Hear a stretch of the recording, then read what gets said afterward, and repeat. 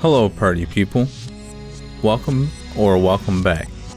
Today we're going to be taking a look at the letter A. Now I must warn you, this one is going to be quite a bit longer than the numbers. So go grab yourself a snack, a soda pop perhaps, maybe even a cup of hot chocolate. There's no time to dilly-dally, so sit back, relax, and let's get right into it. Aresha de Ico. Also known as A-Train, also known as Thomas the Tank Engine Simulator, this game is a railroad simulation game released in 1985 in Japan. Now I couldn't figure out how to play this game considering I don't speak the language, so on we go. Ayaku Jinsei Ichikusen. Another game I couldn't get my hands on, but it wasn't in English anyways, so even if I could, would it really matter? Released in 1992 and translating to the basketball life, you play as a young boy in elementary school trying to achieve his dream of becoming a professional baseball player. Also, apparently, you use powers of the occult to help improve stats or to hinder your opponent. The stats being attractiveness, weight, and stamina. The gameplay is a cross between Monopoly and the Game of Life. Abadox, the Deadly Inner War. In the year 5012, a strange cryptoplasmic creature named Parasitus, a formless mass which eats its prey and then assumes the shape of it, rapidly takes over your home planet. In response to this, the World Alive Force launches a full-scale attack, but Parasitus wipes out the entire squadron and the nearby hospital ship with the Princess Maria on board. You take the role of a lone survivor of the Force, Second Lieutenant Nasal.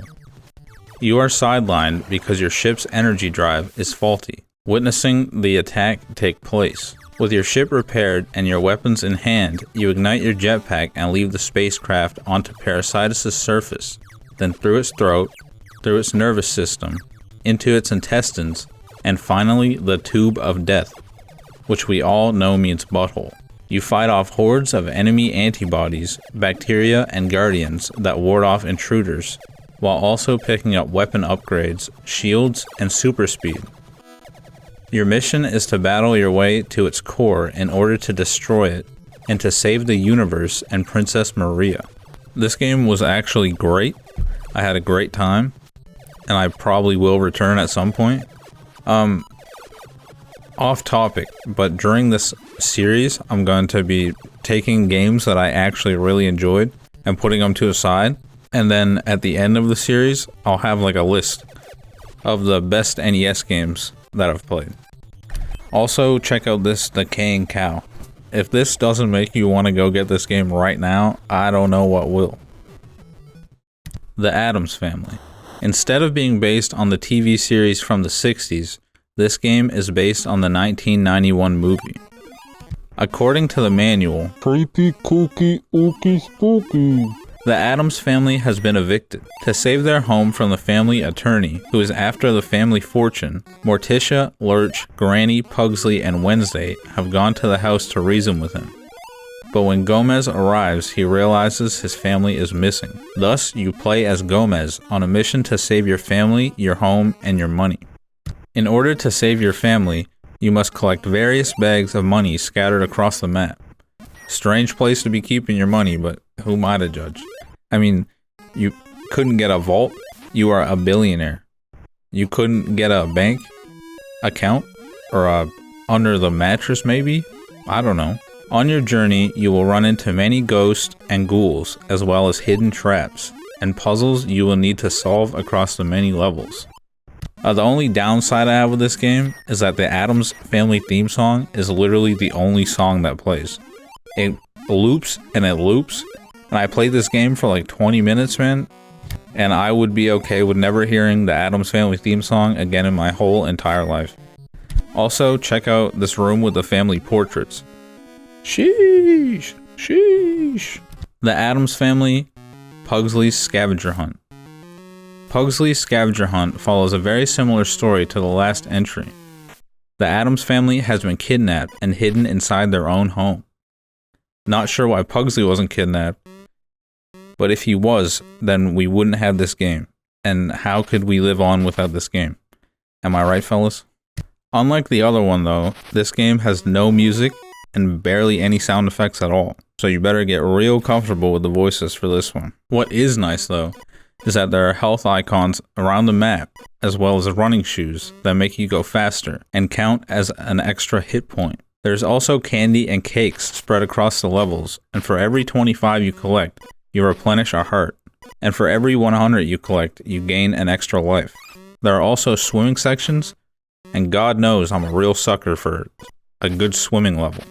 This game reminds me of that one Porky Pig game on the Super Nintendo.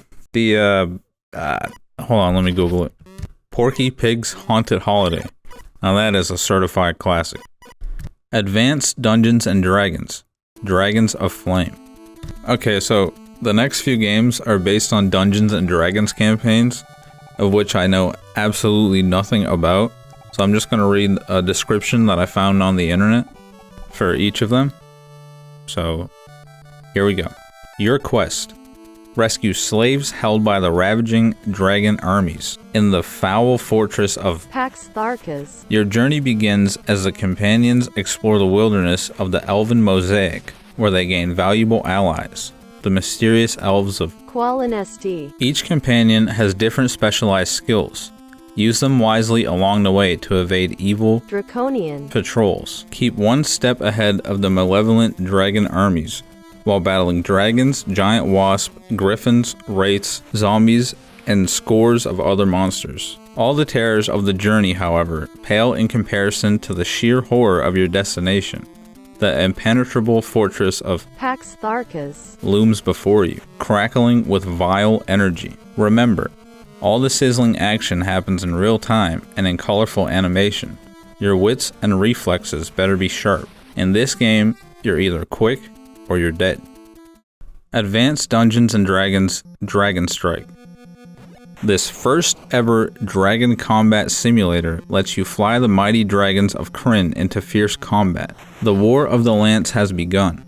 The vile dragon armies are on the rampage, and evil dragons cast long, dark shadows across the lands of Ansalon. All hope for victory lies with the Solamnic Knights. Those brave fighters who ride into aerial combat on the backs of their trusty powerful steeds, the good dragons of Krynn. But time is short and evil is spreading. To the skies, brave knight, and victory. Advanced Dungeons and Dragons Heroes of the Lance. The legendary Dragonlance game world comes alive in this action game. Heroes of the Lance is the first computer game that recreates the epic battle between good and evil on the world of Krynn. You control 8 companions, one at a time, in real-time action and full animation. Guide these brave adventurers, each with different specialized skills, deep into the ruins of the temple Zak Zaroff. to retrieve the precious disc of Mishakal. As you descend into the abyss, the companions must defeat hordes of monstrous Draconians. in hand-to-hand combat, deal with powerful magic, and survive the vicious attacks from gully dwarves, giant spiders, the undead, and countless other terrors. But your final obstacle makes these monstrosities innocuous by comparison.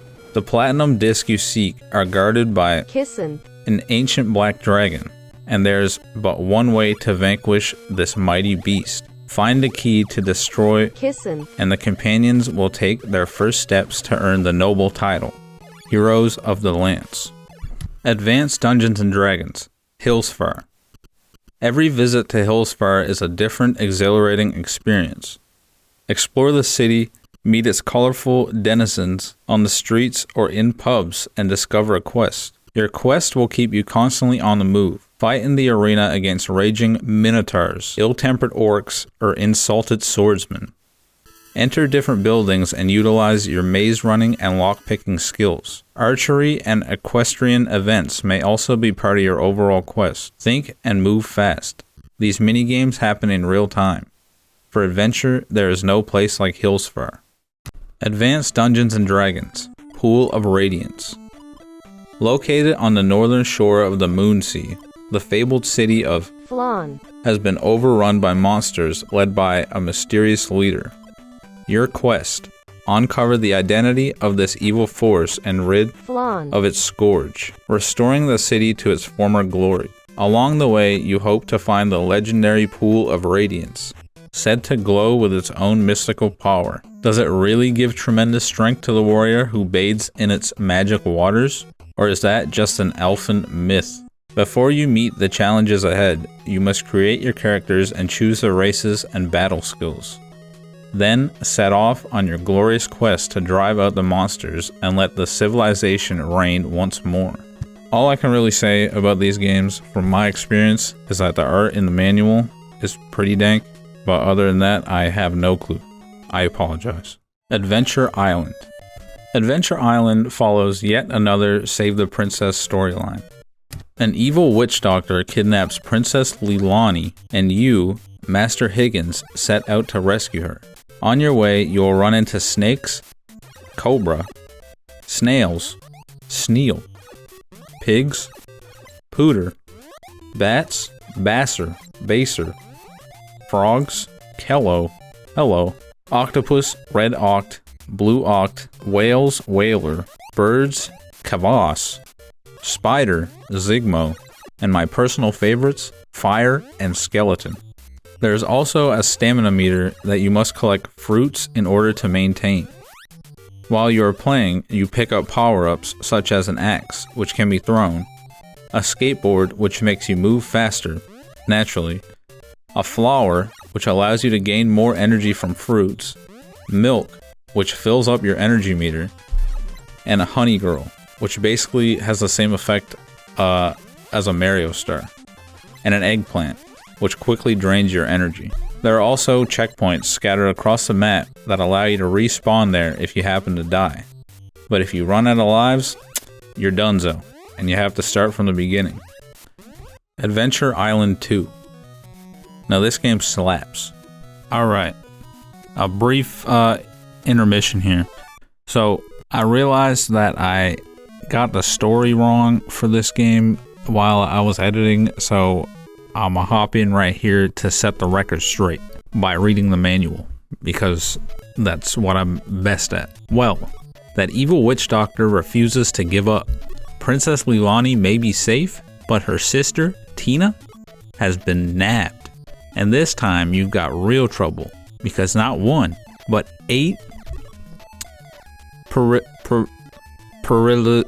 because not one, but 8 islands stand between you and your honey. Get set to battle dinosaurs, survive avalanches, and outfight the evil witch doctor's nastiest ghouls. It'll be tough, that's for sure. So just remember sweet Tina and how grateful she'll be when you come to rescue her. Ba-boom. Back to the scheduled programming. This game is much similar to the first Adventure Island, but it's way more refined. It has 8 islands with levels within the islands, as well as secrets, some of which being island skips and mini games to collect lots of fruits. There's also a menu before selecting levels where you can keep your previously obtained power-ups for future levels. I found myself doing this more times than not because they are usually placed in early stages of the level, so you can just get another one. But I hit a point where I was just hoarding power-ups just for the sake of having them. There's also a bonus stage at the end of each level where you select a random egg and it gives you points.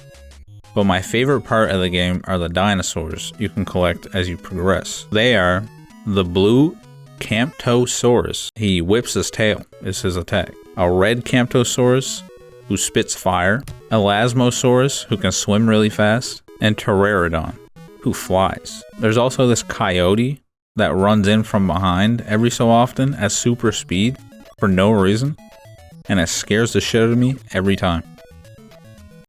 Adventure Island 3. This game is also just a refined Adventure Island 2. This time though it's Genie Jungle who has been abducted by aliens. I'm guessing things didn't work out with Princess Leilani. At the end of each island, you face a boss that has been placed there by a UFO. The dinosaurs are back in this game, this time given names. The blue one's name is Taylor, the red one's name is Magma, the flying one's name is Don Don, the swimming one's name is Classy, and there's like a roly-poly-oly one that rolls like Sonic, and his name is Poly. They also removed the bonus caves at the end of each level here, which was a cool touch, but I can take it or leave it. There's also a page in the manual labeled for parents only that says, for those of you who have children that are a little too enthusiastic about video games, we offer Master Higgins' 10 tips for responsible play. This free pamphlet has guidelines for you to work creatively with your children around the issues of the video gaming hobby, followed by a free coupon. I looked around online for a copy of this pamphlet, but I couldn't find it. And I know you're all dying to know what this pamphlet said, so if this video gets one singular like, I will print off, fill out, and mail this form, because I need to know these 10 gaming addiction tips, because it's really become a hindrance in my life. Adventures in the Magic Kingdom is a game taking place in a mashup of Disneyland, Magic Kingdom, and Tokyo's Disneyland. Goofy, the silly old fella, has misplaced the 6 keys to Cinderella's castle gate that would allow the parade to begin, and Mickey tasks you with retrieving them. You get to name your own character, it's always a plus. One of these keys can be found by talking to characters that lead you on a wild goose chase, but only after you answer a question of Disney trivia, proving that you are indeed Mickey's friend. Now, I don't know anything about Disney, so I failed every single time. There's not a one of these that I got right, but you can just walk away and then walk back and get a new question and just cross your fingers and hope that you get it right, which is what I did. The other keys are in attractions that you need to complete around the map in a given time limit. These are Pirates of the Caribbean. 6 villagers have been kidnapped and you need to rescue them. In the level, you can find a candle that can be thrown at the pirates in order to kill them, or used to ignite the cannons. After you've rescued the 6 kidnappees, you must light the signal fire to complete the level. Next is the Haunted House. You start the level with candles in your inventory, but must collect more if you run out. With these, you must kill enemies that are scattered throughout the level. Next up is Big Thunder Mountain. Basically, you steer a coal train through a busted coal mine, like in Donkey Kong Country, in order to gain the key. Next is Autopia, which is a race that Peg Leg Pete challenges you to. You can also run other characters off the map. Last but not least is Space Mountain. I couldn't figure this out, so I got frustrated and didn't do it, because I have a small brain and I can't comprehend simple instructions, but Mickey commands a starship and you steer it to avoid meteors. After you've collected all 6 keys, the parade will start. I don't know, this game just feels like a big ad to me. It's like, come to Disneyland, come to fucking, I don't know, Magic Mountain, whatever they be doing these days. Disney World. The Adventures of Bayou Billy. Now this game is stupidly hard for no reason. I tried and I tried and I tried again, but the shit always wins. The music slaps, but I'll never get to hear the rest of it because I struggle to get past even the first stage. You take the role of Bayou Billy. Essentially, you are walking your sweetheart, Annabelle, home from the Jambalaya Jamboree, when out of nowhere, Godfather Gordon, the gangster king of Bourbon Street, kidnaps her and you must save her. Here's what the manual says. How far will you go for the girl of your dreams? A long black cottonmouth quietly snakes across the porch of your Bayou bungalow, his moist back shining in the moonlight, but you pay no mind to your visitor. You're too lost in love after walking your best girl, Annabelle, the sweetest honey this side of a bee's nest, home from the Jambalaya Jamboree, where you romantically bobbed for crawdads and shared a bowl of filet gumbo. You're also satisfied from smashing Gordon's red beans and rice warehouse, the fabled headquarters of a global smuggling network. Suddenly, a speeding limo peels across your moss-infested lawn. Bullets strafe your gutters, scaring birds from their roost and driving you to the ground. When the smoke clears, you see a rock beside your head with a note attached. It reads, Dear Mr. Bayou Billy, 'cause of your meddling in my livelihood, I've taken measures to end your hankering for bravery. Your cherished Annabelle is holed up here on my plantation, and lesson you stop messing with my business, she ain't never gonna grace your neck of the swamp again. Threateningly yours, Gordo. You crumple the note and holler like a riled gator. Fire dances in your eyes, and sweat beads on your hands and forehead. You reach for your foot-long blade, knowing what you must do. The manual also shows more levels, and I can't imagine suffering through all 9 of them. Though it's good to know that they exist. What would have been funny is if they just released this game with 1 level, thinking that no one would ever beat it, because I'm pretty sure that's exactly what happened. Birds are also a threat for some reason. They just come swooping in. Adventures of Dino Riki is a game about a caveman named Dino Riki that woke up one day and chose violence. There's no damsel in distress, no boss that's wreaking havoc over the land, nothing. He's just a caveman that's gone rogue and is just fucking shit up for no reason. The game reminds me a lot of Adventure Island, but it's top down instead of side scrolling. This game is also hard. I came home from work thinking I'd have fun playing video games, but no, I have to play games like this. There are multiple power-ups that you can obtain from destroying what looks like some sort of plant life. These are a heart, which gives you an extra hit point, a piece of meat, which gives you power and strength, boots, which make you faster, but honestly, it seems like it's better off to not pick them up at all, because I get a little too silly when I can move that fast, and I take more damage than I need to. Plus there's these lily pads that you need to jump on that are super tiny, and I always end up falling in the water and dying. Too long didn't read. I'm fast as fuck, boy. The next item is a fist, which upgrades your weapons from rocks to axes to boomerangs to torches. A bird. A pair of wings will grow on Dino Riki's back and give you the ability to fly. And Riki, which makes Dino Riki turn into Macho Man Randy Riki and throw Dino Riki as a weapon.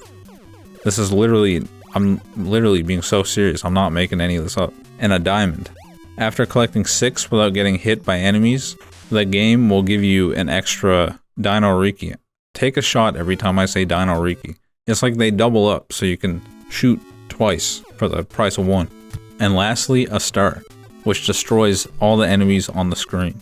I couldn't get as far as I would have liked to because it's not 2010 anymore and my gaming prime has long passed me, but all in all, pretty fun game. The Adventures of Gilligan's Island is a game based off the 1960 sitcom Gilligan's Island. Strange adaptation considering the final episode had aired over 20 years prior to this game's release, but here we are. In the game, you play a skipper who is followed around by Gilligan. The game has 4 levels, which consist of you avoiding enemies, solving puzzles, and collecting items placed around the map. The end goal being you speaking with the other members of the shipwrecked crew, the Professor, Marianne, and Mr. and Mrs. Howell, and doing as you're told. Also, Gilligan is constantly getting stuck on things and in places that you must rescue him from. The levels are called episodes, and there is also a password system that can be used to play any of these 4 episodes. Adventures of Lolo is a puzzle game where you play the role of Lolo, a round little Pac-Man looking fella whose country of Eden is being destroyed by the Great Devil. The King of Eden sent Princess Lala to seek help in Eden with Prince Lolo accompanying her. On their journey, the Great Devil kidnaps Princess Lolo. In order to save her, Lolo goes to the Devil's haunted castle and has to use his great courage and patience and high IQ to reach the top floor where he must save Lala. The gameplay consists of you avoiding enemies while collecting hearts. Once every heart has been collected, a chest unlocks with a gem appearing that you must collect in order to unlock the door to the next floor. You are given a limited number of projectiles that can be used to kill enemies. You can also push certain blocks around to help you in certain puzzles. The select button is used as a reset button, though it takes one of your lives each time it's used. The US version wouldn't work for me, so I had to settle for the European version. Adventures of Lolo 2 is virtually identical to the Adventures of Lolo, but the lore, it gets deeper. After defeating the Great Devil at the haunted castle, Lolo and Lala are confronted by the man who runs business around these parts. the king of Eggerland. Swooping down on the couple, the king says, "The labyrinth was only a preliminary test. The real battle starts now. If you can make it through my castle, I will set your people free. But just to make sure there are no tricks, the little one comes with me." I'm somewhat of a poet myself. Then he grabs Lala and takes her to his castle in the clouds. Lala, being the gigabrain goddess that she is, analyzes each of the mazes as she's being taken through the tower and left clues in the jewel boxes in each room. Each jewel that you collect contains a bit of information that will help you on the next puzzle. Thus, you are thrown in once again to save the people from the clutches of the king. And while we're here, check out this walking sound effect. Imagine everybody walked, and this is the sound it made. Adventures of Lolo 3. Instead of focusing on Lala being kidnapped, this one focuses on their friends. While out enjoying some time together, having a night on the town, Lolo and Lala return home to all their friends turned into stone by the great king of Eggerland's son. This leads to Lolo and Lala embarking on a quest to stop him and returning their friends to normal. The manual also has a number to call for the strategy guide to this game. So, We're sorry. You have reached a number that has been disconnected or is no longer in service. If you feel you have reached this recording in error, please check the area code and the number and try your call again. that is unfortunate. There is also an address with instructions. So if this video gets one singular like, I will send my money to them in hopes of receiving the strategy guide. While I was editing this video, I have came to the conclusion that I will not be doing that because, though funny, if the number is not in service, chances are neither is the business. So I hope you forgive me. I'm sorry. Alright, back to the program. The Adventures of Rad Gravity. Taking place in the future, humans now live on many planets and established a form of biotechnology which were sentient beings called compumines, which would communicate from world to world. The game's villain had shut down the compumines and hid them.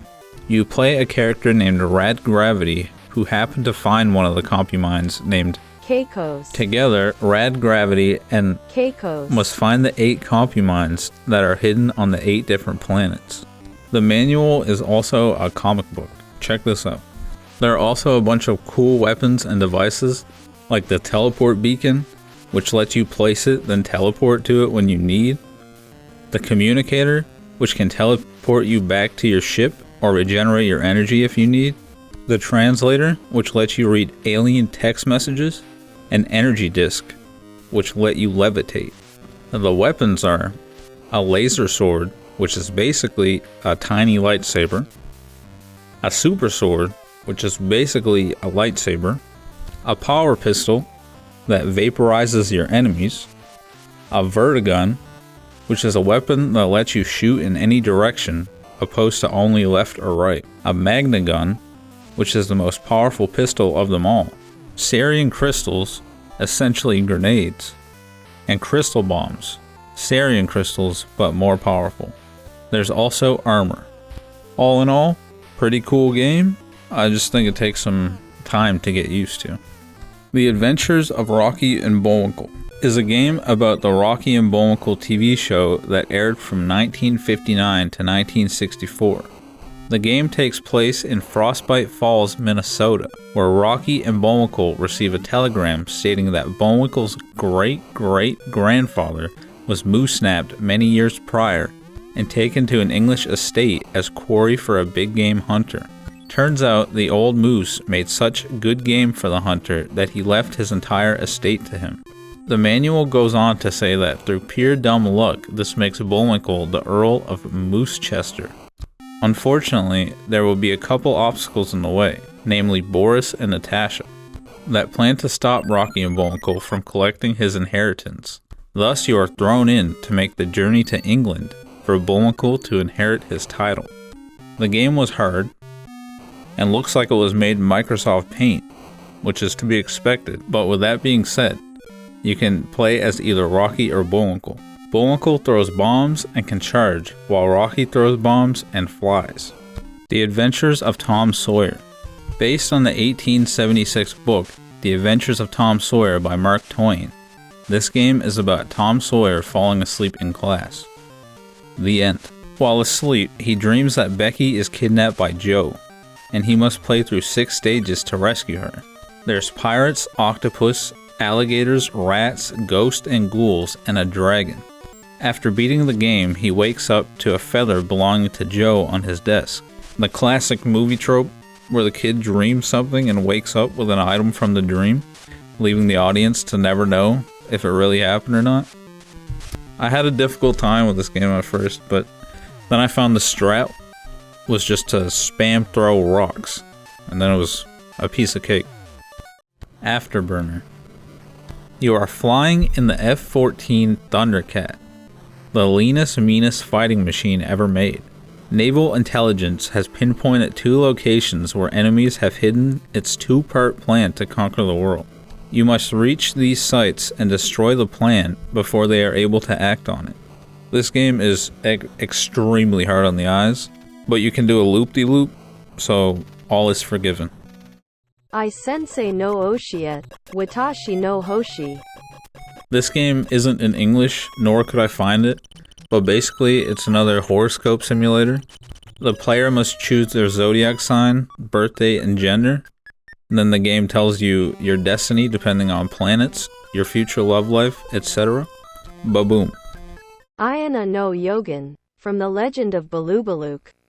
Yet another game I couldn't find, but from what I can gather online, it's a game about a protagonist named Jason who is sent to rescue Princess Lyra, the daughter of Ayana, as she is the only one who knows how to use the aura stars, which you must collect throughout the game. There are 6 dungeons where you kill enemies until a ladder appears, which leads to the next stage. Air Fortress. The people of the planet Farmel, located in the center of the Chromat Galaxy, are just now developing their own high technology. They have developed a new type of spaceship called the Lightship, enabling them to travel to other galaxies. Now they have dispatched space frontier exploration fleets to boldly go where no Farmelian has gone before. But now their mission of peace has taken a grave turn.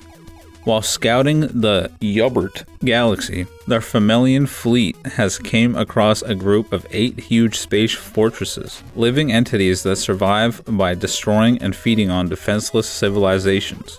The invading fortresses are now on a direct collision course with the orbit of Farmel. Receiving an urgent appeal from the Farmelian government, the Federation of Intergalactic Governments immediately dispatched a defense armada. But it was no match for the tremendous firepower of the newly discovered fortresses. In desperation, the government of Farmel has sent our hero, Hal Bailman, on a last-ditch effort to defeat the air fortresses and save the planet Farmel from certain destruction. My only downside while playing this game was that during the side-scrolling parts, sometimes it was hard to tell what was background and what you could collide with, but other than that, pretty good. Airwolf is about a man named Hawk who's on a mission, and that mission is to save the men and women that are being held captive as prisoners of war. Your goal is to free them while fighting off other enemy fighter jets as well as taking down enemy control towers, thus preventing more planes from coming after you. You have homing missiles and a machine gun, and there's a little mini-map, but I couldn't understand it. But again, I am stupid, and I'm sure it is a lot simpler than what I made it out to be. Airwolf, the Japan version.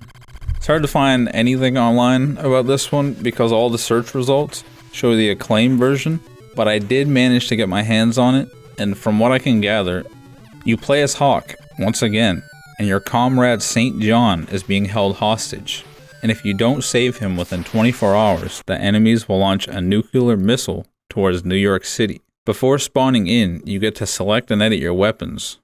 But aside from that, it's a side-scrolling game where you shoot down aircrafts. Akagawa Juru no Yurei Resha. I found very little about this game online. It's not in English, and I also did not get to play it. But from what I found, it's based on Jiro Akagawa's short story Ghost Train. Thanks to this YouTube comment, I have a brief rundown. In the year 1990X, the evil Dr. Gensho released a swarm of bioengineered nanites that could take over machines in a bid to take control of all red trains in the world. Only you, habitual train user, Tamura Naoto, have realized his nefarious plan. You must find a way to stop the spread of the nanites before they take over your usual train and ruin your ride. Akira. Alright, to start this off, I don't know what the fuck is going on, because the version I found was the not translated Japanese version, but I did click through some of the dialogue scenes. The game plays out like a visual novel, and it's based off Akira, the 1988 animated version of Katsuhiro Otomo's manga Akira. From what I can gather online, the plot goes something like this. The game takes place in a cyberpunkish city called New Tokyo in the year 2019, 31 years after World War III. New Tokyo is controlled by corrupted military and rival gangs. The player takes the role of Kaneda, who begins the game when his motorcycle gang is taken into police custody after the abduction of their friend Tetsuo by the military. You battle many people such as anti-government activists, greedy politicians, scientists, and a powerful military leader until Tetsuo's supernatural powers suddenly manifest. Akuma-kun, Makai no Wana. I found this game, but it wouldn't work. But, as we all know by now, I found the rundown on the internet. Based off the manga series, Ayuma-kun by Shigeru Mizuki.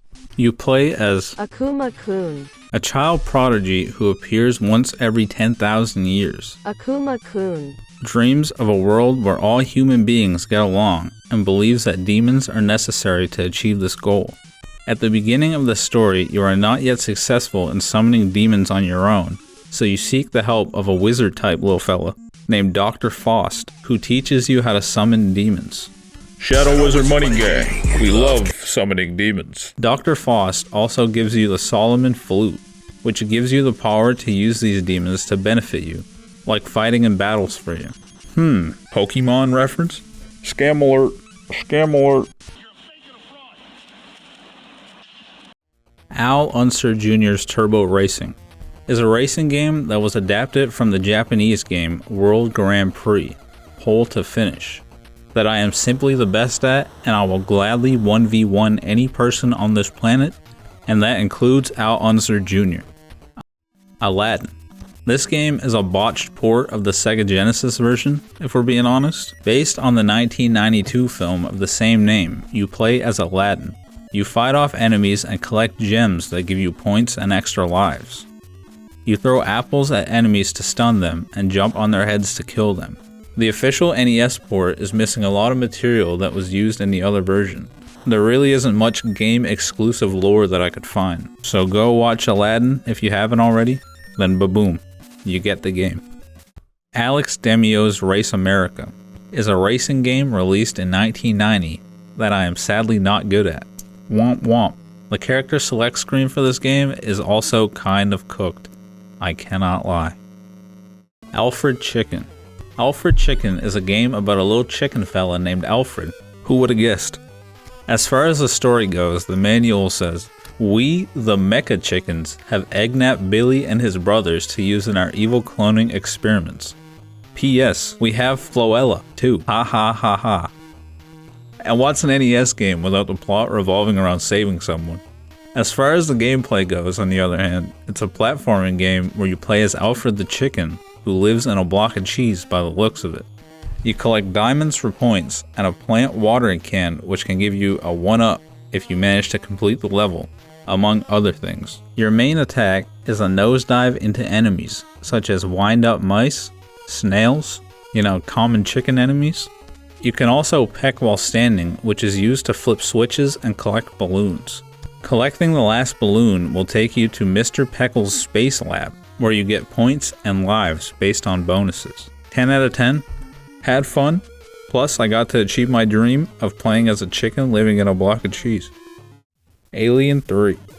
Based on the 1992 film of the same name and following basically the same story, Alien 3 was released in 1992. Now I'm gonna go ahead and assume you haven't seen it and take it straight from the manual. Here goes. As they are propelled through infinite depths of space, Ripley, Newt, and Hicks hypersleep within their cryotubes, unaware that by the insensitive hand of fate their long journey is about to be prematurely interrupted. Also unknown to hyper-sleeping Ripley is the fact that an alien has managed to infest itself within her. Its brain responding to an unusual malfunction, the ship ejects the EEV containing the cryotubes. As the ship plummets helplessly through space, the EEV is hurled out of its hold and crashes on the isolated section of the mining planet Fiorina 161. This place is so dark, so dreary, so deep in space that it has all but been forgotten by civilization. For its inhabitants, salvation seems hopeless. Upon impact, the EEV is seriously damaged and the cryotubes holding Newt and Hicks are shattered, leaving them dead. Bishop, the android, is shattered and reduced to negative capability, while Ripley is left unconscious, but alive. The planet Fiorina 161 is inhabited by hardcore individuals who are convicts serving time in this maximum security facility. These outcasts were left on the planet as a maintenance crew. They are joined in this otherworldly experience by a medical officer and 2 supervisors. The men are thieves, rapists, and murderers, the worst of the worst. Clemens, the medical officer, is able to rescue Ripley and bring her back to life. Suspecting the aliens have followed her to Fiorina 161, Ripley attempts to prove her worst fear is true. She knows that the company, the private corporation that financed her many space exploration, considers the aliens to be an important species and has ordered them not to be harmed. The company has millions of dollars invested in the alien retrieval project, which will bring this strain of hideous killing machines back to Earth to be used for world domination. Ripley is aware of their devious plans and knows that they must be stopped. Ripley's worst fears have now become true. She has indeed brought the aliens to Fiorina 161, and they are now growing in numbers and will eventually find a way to leave this barren planet and make their way to a more populated, more civilized world, Earth. Ripley now takes her most important assignment. She must rescue the aliens captive and find and destroy the aliens themselves. I apologize that I had to read all that, but there's just way too much for one man to condense without you getting the full story. What I found really cool about this game though was that the weapon has a overheating meter and you can switch between a few guns as well as grenades. Also, when you're climbing a rope, you can drop grenades on the enemies below. What is lame though is that the aliens just move way too fast. You move fast and the aliens move fast in the opposite direction, so I found myself taking more damage than needed while also getting jump scared. All in all, great game, and the music slaps, which is always a plus. Alien Syndrome. In the year 2089, humans have colonized other planets, but that doesn't come without its downsides.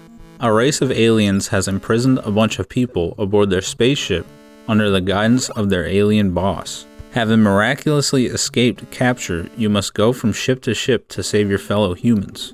The game has power-ups laid across the map, some of these being Warp, you can warp, what can I say? Secret gives you extra points. Fireball allows you to shoot fireballs. Exhilarating, I know. Laser cannon allows you to shoot lasers. And last but not least, a flamethrower that allows you to shoot fire continuously. This game has 2 versions, an official and an unofficial port. I accidentally played the unlicensed version, but after I realized, I went back and re-recorded footage for the licensed version. This happens a lot.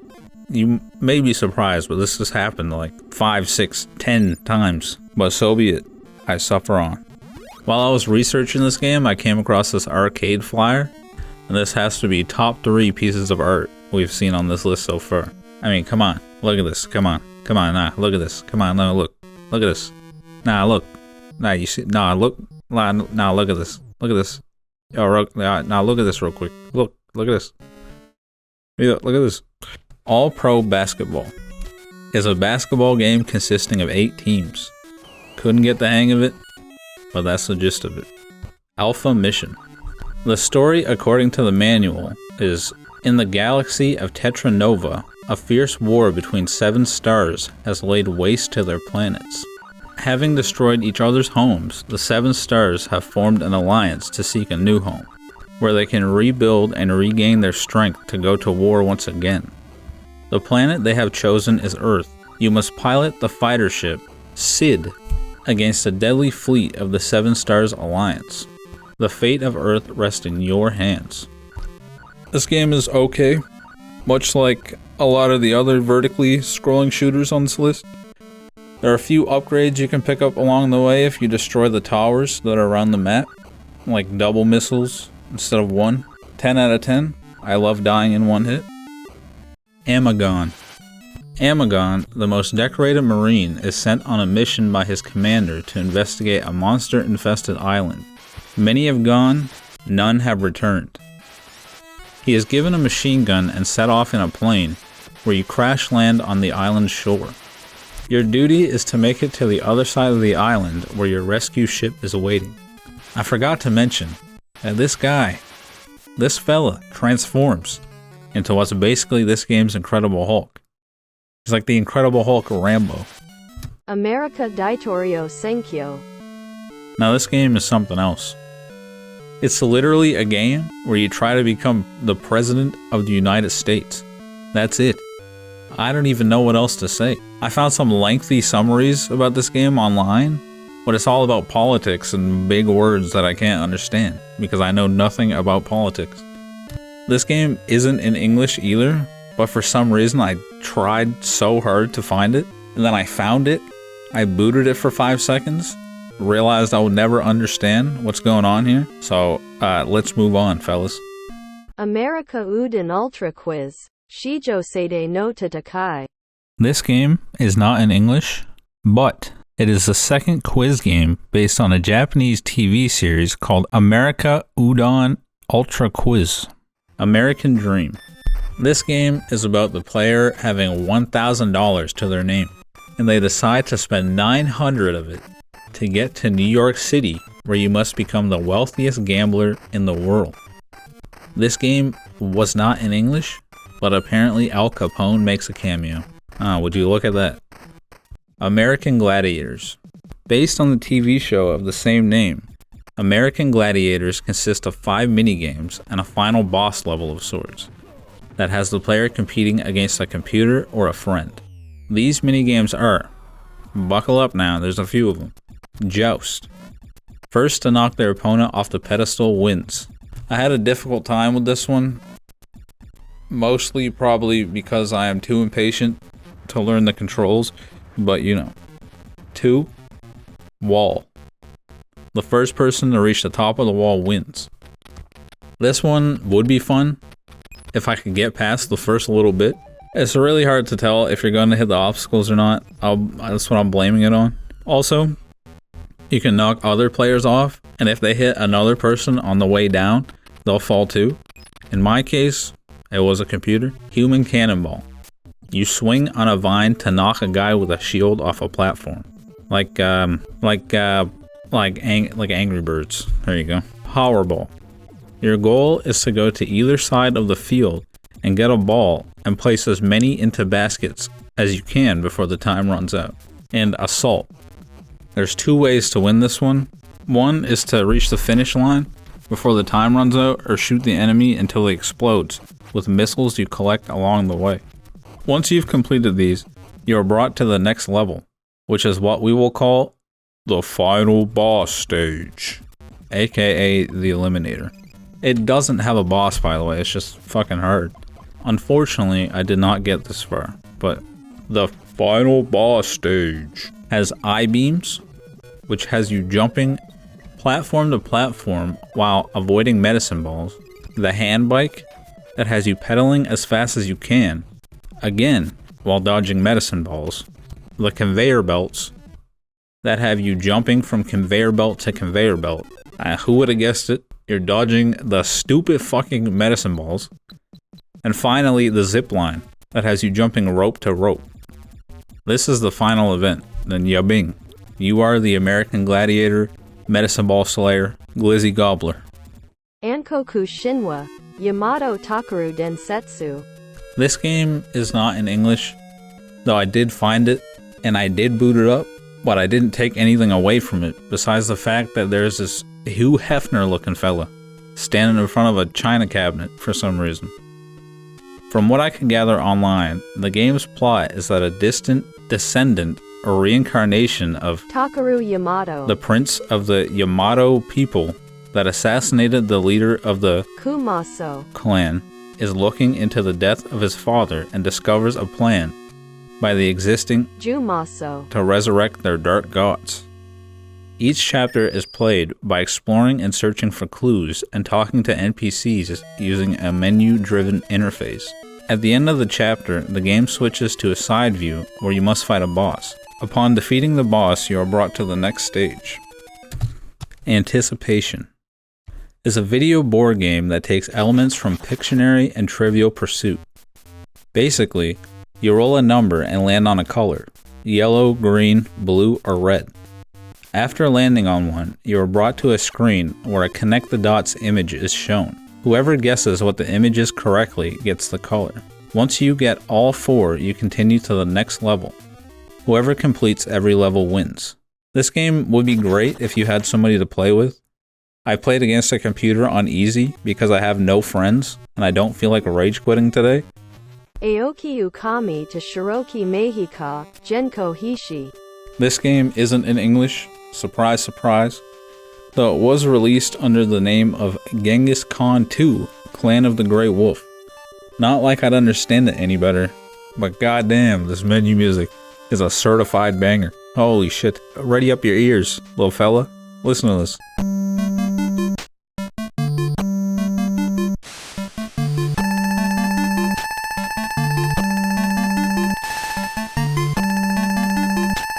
Anyways, the player is given the option to conquer either Mongolia as Temujin, the man who would later become Genghis Khan, or as one of the 3 other rivals in the region, or to take over the world as one of the several rulers throughout Europe, mainland Asia, and North America.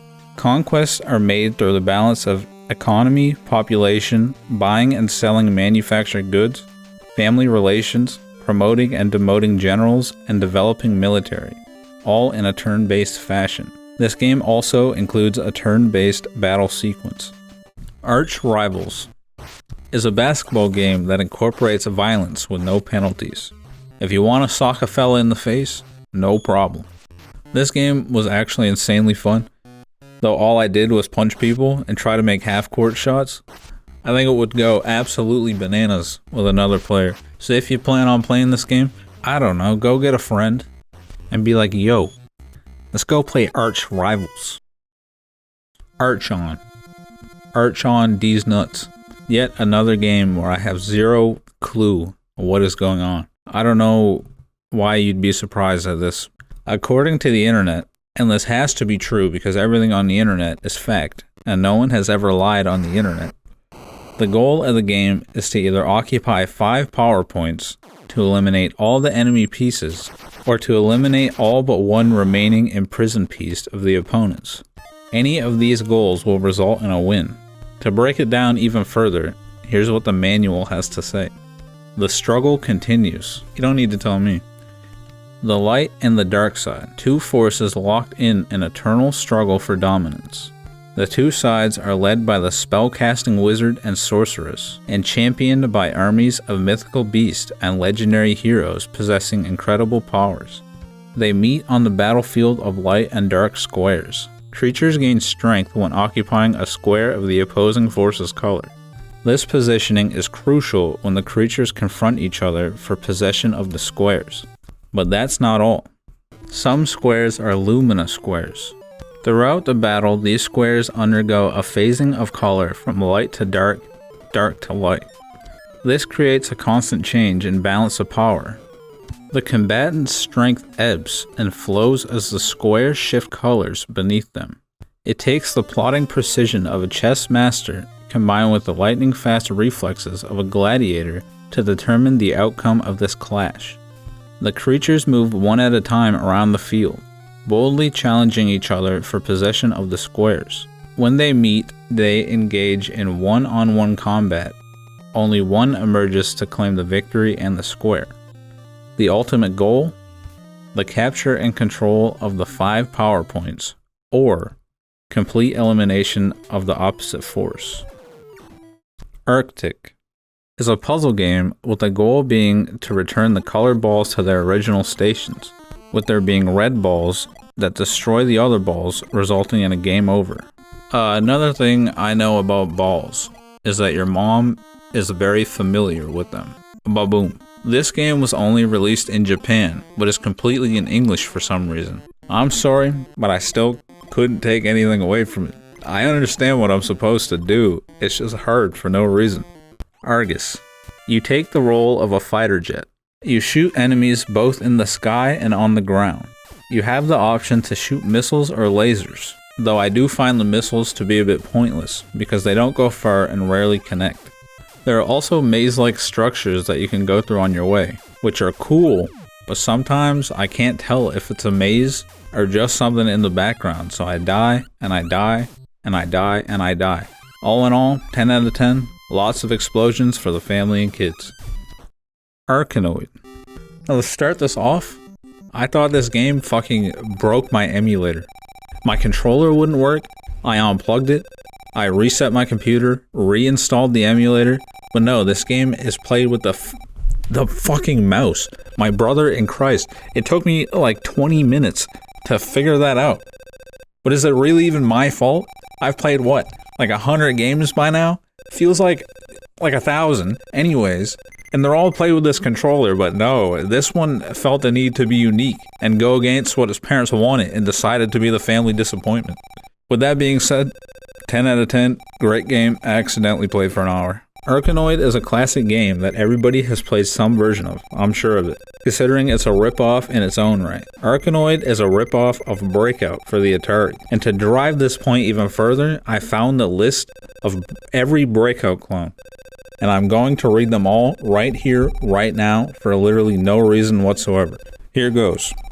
3D Brick Breaker Revolution, Agent X2, The Mad Prof's Back, Alleyway, Alpha Bounce, Omegas, Arkanoid, Arkanoid DS, Arkanoid Plus, Arkanoid Returns, Arkanoid vs. Space Invaders, Arkanoid, it again, Arkanoid Revenge of, Bachelor Party, Baddie, Block Breaker Deluxe 2, Bolo, Bomb B, Break 'em All, Break Quest, Circus, Circus Atari, Cosmic Smash, Crack Out, QDQ, Devilish Ball Bouncer, Dragon Dance, Drop Off, DX Ball 2, Fireball, Fire Striker, Fizzball, GB, Gox, Horizons, Software Starter Pack, Hot Shot, Hyperball, Kirby's Block Ball, Crack Out, Krypton Egg, Magic Orbs, Monkey Magic, Nervous Breakdown, Off the Wall, Popcorn, Pushy Correct, Quester,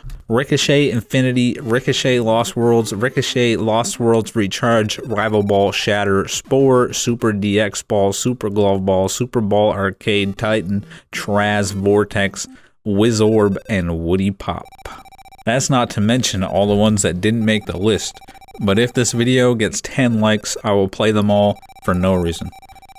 Basically, it's a block breaker game where you control a rod called a Voss that has a ball, aka an energy ball on it, that bounces into bricks, aka the space wall, thus breaking them, so on and so forth. Another thing I know about rods and balls is that your mom is very fond of them. Bazinga. There are also alien things that drop in from the ceiling, and you can attack like Co-Nerd, Pyrodox, Tri-Spear, and everybody's favorite, Oppo. Now for some reason in the manual there's a plot, so for the sake of, whatever this may be in the sake of, here goes. The story. Their Earth-like planet was devastated by a brutal attack of aliens. The survivors roamed the galaxy on their photon spaceship Arkanoid in search of a new home. The Arkanoid is attacked, and the survivors barely escape the Voss spaceship. Instead of finding safety, they are now trapped in a deadly space labyrinth. If they are to be saved, you must summon all your courage and skill to shatter the space walls and defeat the merciless enemy's forces. You're welcome. It also came with its own controller, which is cool. Arkanoid 2: Revenge of Doe. This game was super finicky to emulate. I couldn't get the paddle to go all the way to the left, and it just all around felt off.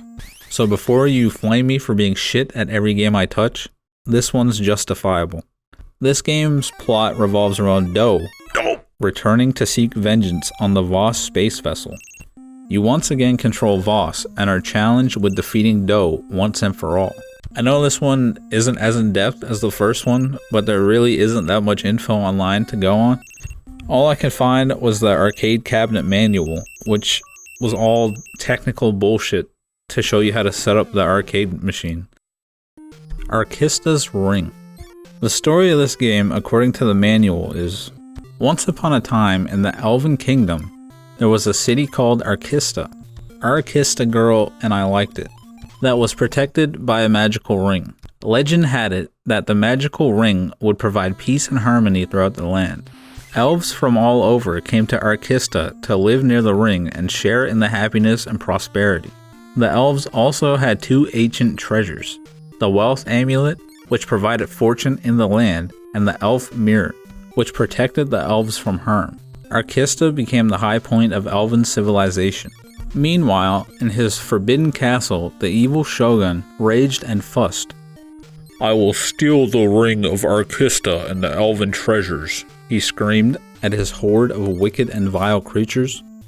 I will plunge this land into darkness and despair.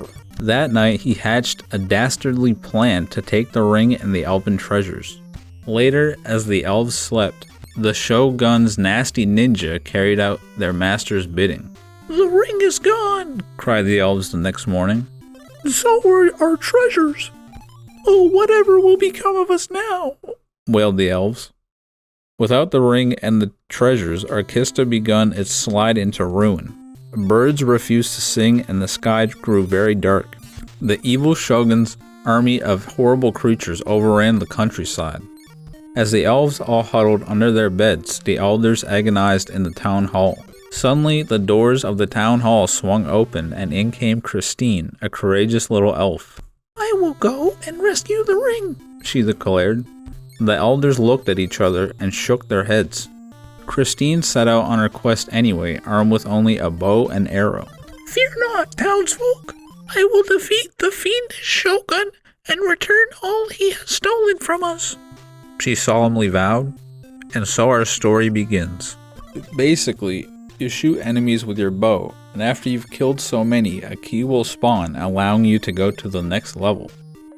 I also like the inventory feature that can carry extra weapons you pick up from slain enemies, like a fire wand, which lets you shoot fireballs until you clear the stage.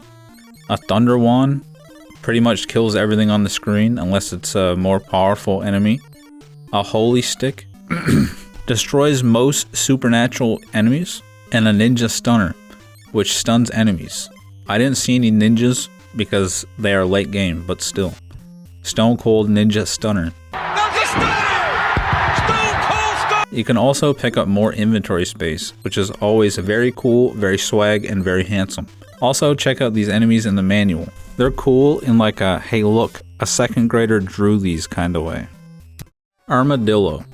I couldn't find the manual online, but I blame that on it being a Japanese game. But I did play the translated version.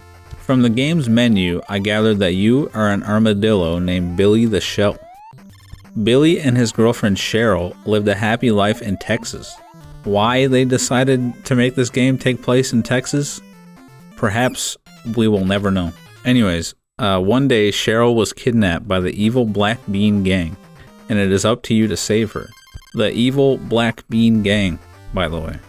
Look at this mean, evil looking green bean.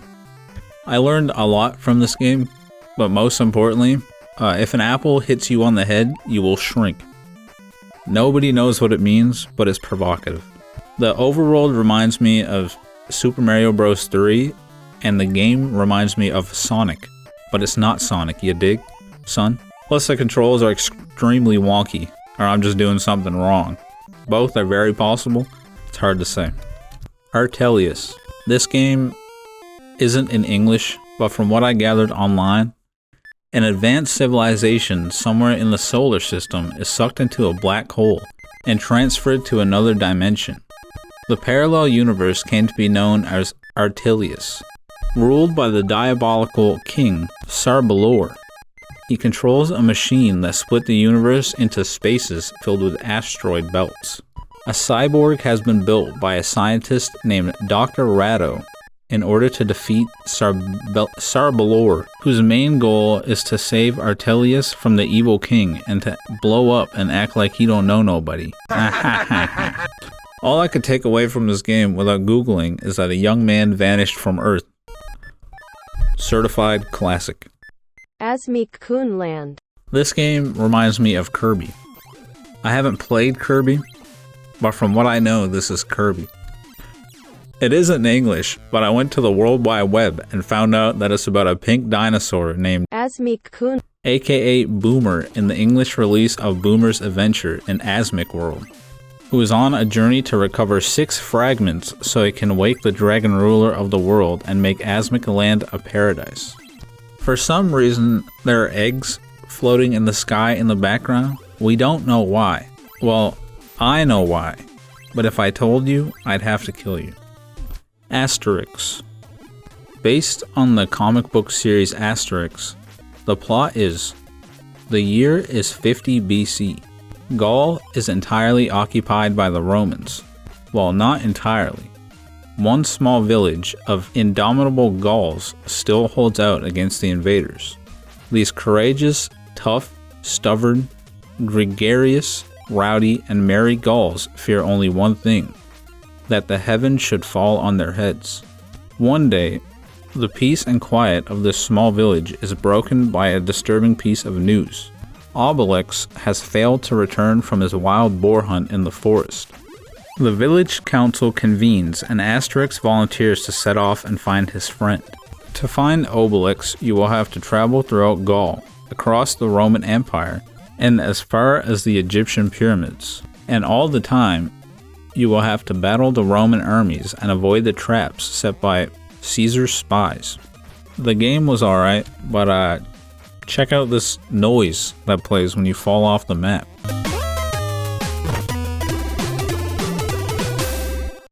"10 out of 10, death noise go boing." Astrofang Super Machine is a racing game where you can shoot people with missiles. Your car also flips if you crash a certain way, which is always fun. The game states, the future, a ruined planet, planet RS-121.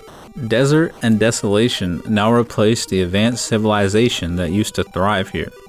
All that remains is the black highway that stretches endlessly through the destruction, a highway with a near-forgotten legend attached to it.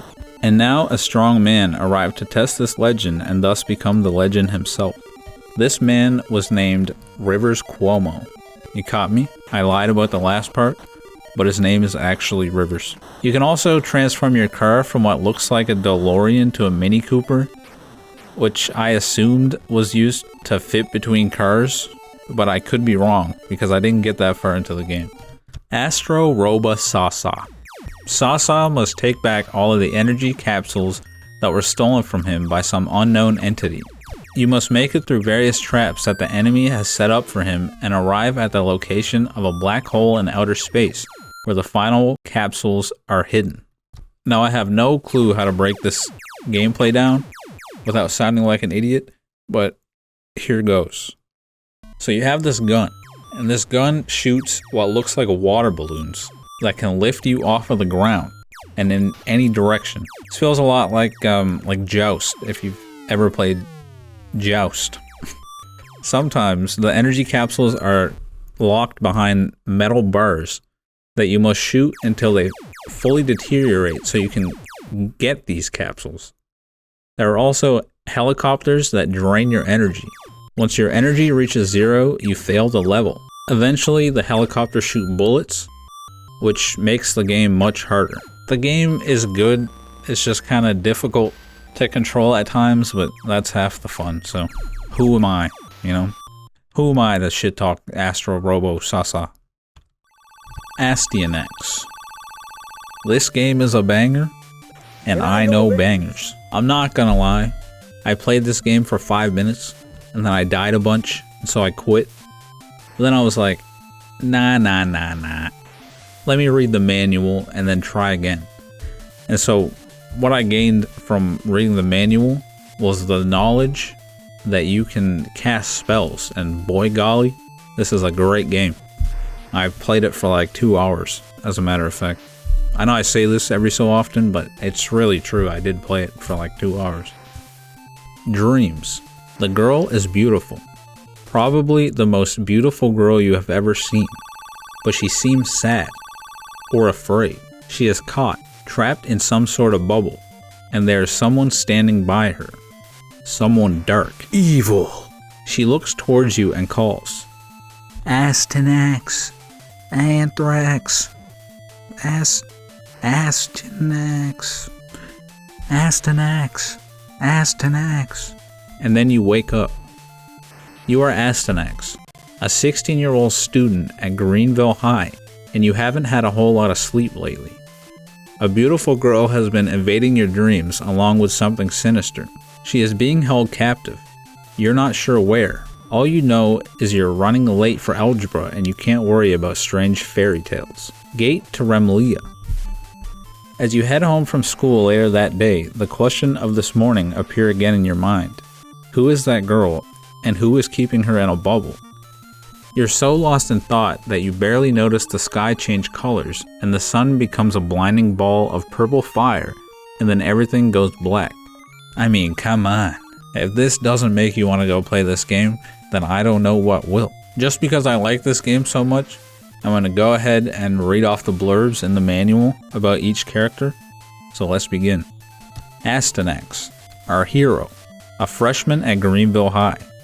Astyanax has been selected by the people of Remlia to rescue Princess Rosebud from the castle of the evil wizard, Blackhorn.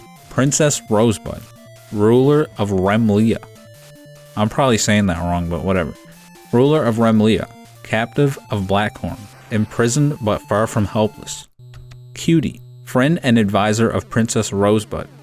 She will be Astyanax's personal tour guide for his long journey. Blackhorn, the evil wizard. He has kidnapped Princess Rosebud because he hopes to drain her magical powers and add them to his own, all in an effort to rule the world, and he wonders why people always refer to him as Evil Wizard Blackhorn. Thorndog, a heart of stone, a face of bone. Thorndog is the chief advisor of Blackhorn, a powerful magician with a bad attitude. Caesar, monstrous creature with a gland problem. Blackhorn's pet, also known as Gremlin Face, the thing that walks like a chicken, and Daphne, but only to its closest friends. This game is a port of an arcade game by the same name, and I can't imagine how great it is, considering the NES version is chef's kiss. Athenia. The plot goes something like this. Athenia is a princess of the Kingdom of Victory. She soon became bored of her monotonous daily life and desired adventure. One day she opened the door which shouldn't be opened in the basement of Castle Victory. It was labeled this way because it led to a savage, deadly place. As soon as she entered the doorway, it caused her to fall from the skies and into another realm called Fantasy World, which was ruled by the evil Emperor Dante. She loses her dress on the fall and landed in the wilderness, overrun by beast-like warriors and more dangers than she could ever wish for. She prepares to fight for her life and arm herself, with no other choice but to face the ruthless Dante and every obstacle in her way to free this kingdom and make it back alive to her own. This game is okay. You get to pick up armor and weapons from enemies you kill, with the sword being the best in my opinion. You can also break dirt, making this Minecraft basically, so Take that, Notch. Take that, Microsoft. You ripped off this game called Athenia because you can break dirt in this game, and that's all you do in Minecraft anyways. It was kind of jarring at first. I don't know. It's kind of off-putting. But it also includes Jar Jar Binks for some reason, and Grimace. I also found this game flyer that gives me the heebie-jeebies. Okay, moving on. Athletic World. Athletic World is played exclusively with Nintendo's Power Pad, meaning I could not get to play it. Movements in the game are controlled by the player physically running, jumping, and stepping on the pad, much like modern dance pad games like Dance Dance Revolution and shit like that. There are 3 difficulty levels: Training, Beginner, and Expert. There are 5 challenges in this game: Hurdles, Hop a Log, Animal Trail, Rafting, and Dark Tunnel. Speaking of Dark Tunnel, your mom. Got him. Attack Animal Gakuen. The goal in this game is to rescue your friend who has been kidnapped and taken hostage by the animals, but the animals in question look an awful lot like Pokemon. You must get through 6 stages and defeat the boss at the end of each of them to complete the game. I don't even know what else to say about this game, other than that it's very strange and also very hard on the eyes. Half the time I can hardly tell what's going on, and I'm just guessing my location is safe, only to die a second later. This game was never released outside of Japan, but apparently it had a 3D mode, which makes use of Nintendo's 3D goggles, just like in 3D World Runner. I forgot to mention it then, but I am mentioning it now. Bazinga. Attack of the Killer Tomatoes. The game's manual has this to say. Whitley White reporting here. Chaos has stricken beautiful San Zucchini as Dr. Gangrene has announced his plans to pace this world with his doomsday tomato device. Who can destroy his scheme for total tomato domination of the world? Who can blast these stinking rotten veggie goons back into the tomato patch? I'm afraid our only hope comes in the small yet defiant form of Chad Finletter.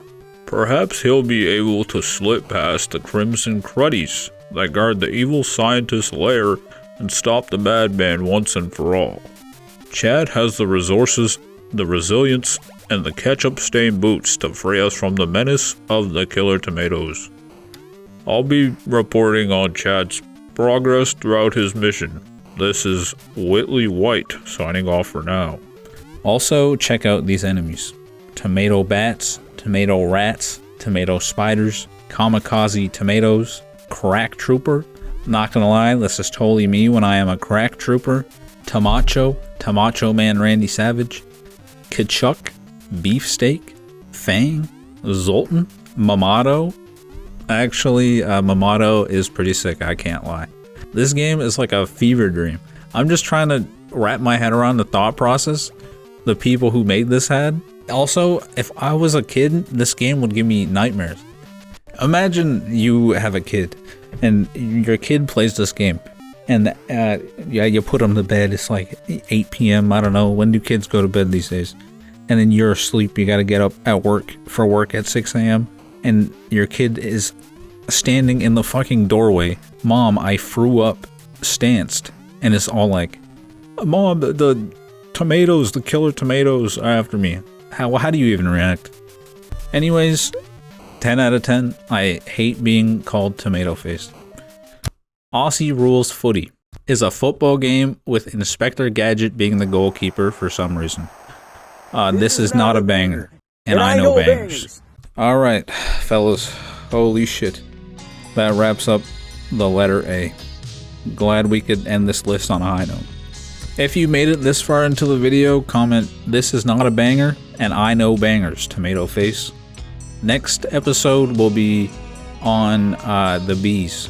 B is for the bee's knees. Thanks for watching.